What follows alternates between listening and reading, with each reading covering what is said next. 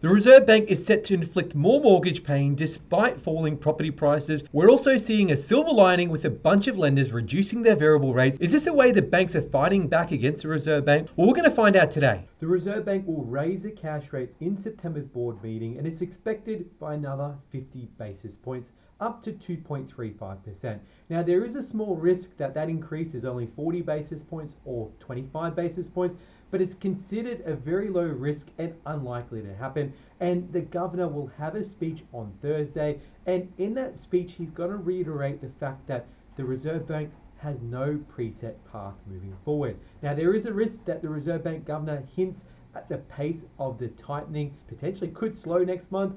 It is widely expected that there could be another 50 basis point hike in line with so many that we've seen, but he actually might hint that that is not going to be the case in October, and we'll find that out when he has his speech, Philip Lowe, on Thursday, and we'll find out what's going on. Now, inflation is currently elevated, the labour market is still tight, and we're starting to see indicators that the economy is slowing quite quickly, and it's expected further weakening with data in the coming months and periods ahead, especially as we see these rate hikes take bite. We're getting inflationary data every 3 months, well, the Reserve Bank is, and that will be reported. And when we look at the annual change of house prices, we can see dwelling values are going down nationwide. Sydney had a 0.5% fall in August, Melbourne 0.5% in August as well, Brisbane down 0.3%, Adelaide down 0.12%. So we are seeing these interest rates have an effect on the property market, and this is mainly driven by the fact that borrowing levels are subdued with all these rate rises.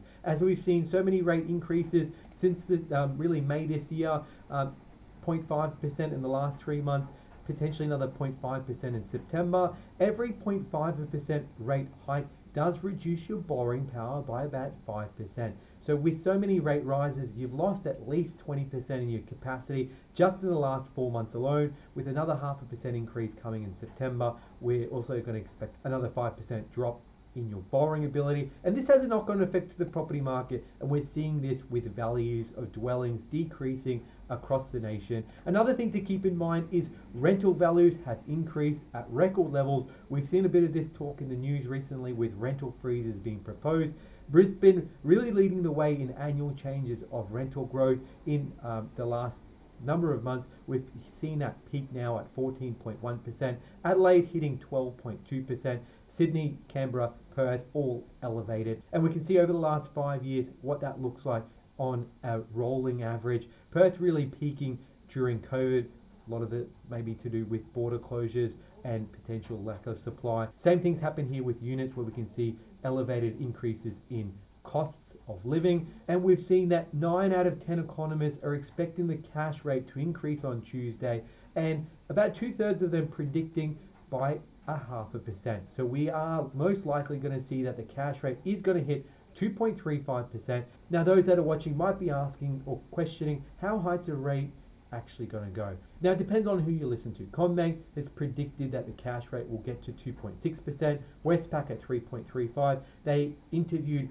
20 economists, and the average expectation is 3.1%. So if we're currently sitting in about that 2.35%, we could have potentially another 0.25 up to a 1% increase from here. What does that mean if you have a mortgage? Well, looking at it from a mortgage of $700,000, let's say you're paying 3.8%.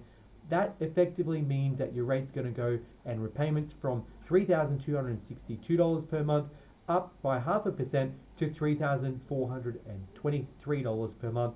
That's a $161 increase. That's quite substantially, because a lot of households are really battling with inflated costs for fuel, groceries, and a bunch of things like electricity and utilities and everything else is all adding to household pressures on mortgages. There are things you can do if you have a mortgage and you've had it for a little while. It probably definitely makes sense to review. If you're paying in the high 4s or in the 5%, you can at least get that down by 1%. Hit us up at huntergalloway.com.au, call us on 1300 088 065 where we can review that. And there are simple ways to review your mortgage and get a lower rate. A lot of lenders now have a simplified refinance process where minimal documentation and evidence of being able to service the loan is required, and simply by getting your loan down by 1%, particularly if you're in the high 4s, low 5%, you can at least get the rate in the mid threes. Now, 1% on a mortgage of about $500,000 represents $5,000 a year in interest that you wouldn't be paying to the bank, and can go to things like fuel, electricity, and household expenses.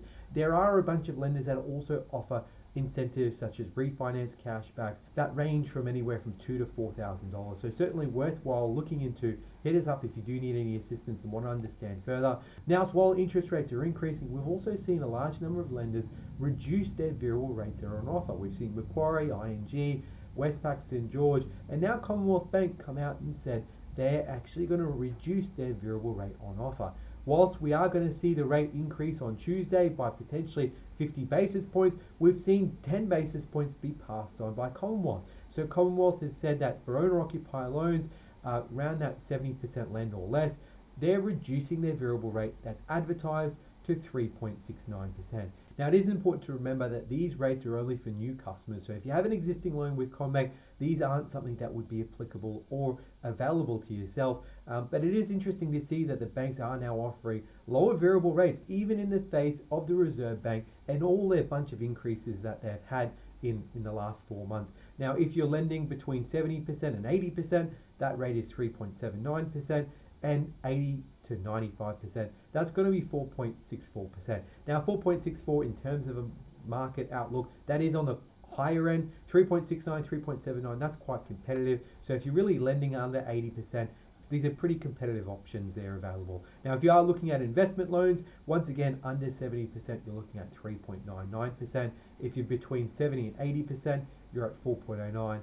And then 80+%, you're at 4.49. So we have seen this fairly consistently. A bunch of lenders have come out reducing their variable rates on offer, and the competition is certainly heating up as the Reserve Bank has increased rates. There are a number of borrowers that are coming up off their fixed rates, and we can see the competition to grab those fixed rates that are up for expiry is heating up. And we can see here Commonwealth Bank's scheduled of fixed rates that are expiring.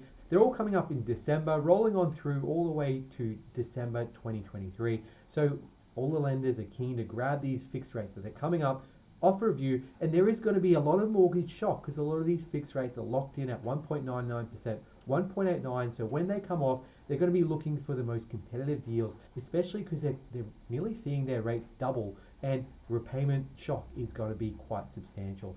Once again, guys, if you need any help with your mortgage, we're mortgage brokers in Australia. Hit us up at huntergalloway.com.au. Hit our contact form. We'll get in touch. We'll give you a call, or call us on 1300 088 065, and we'll see you next time.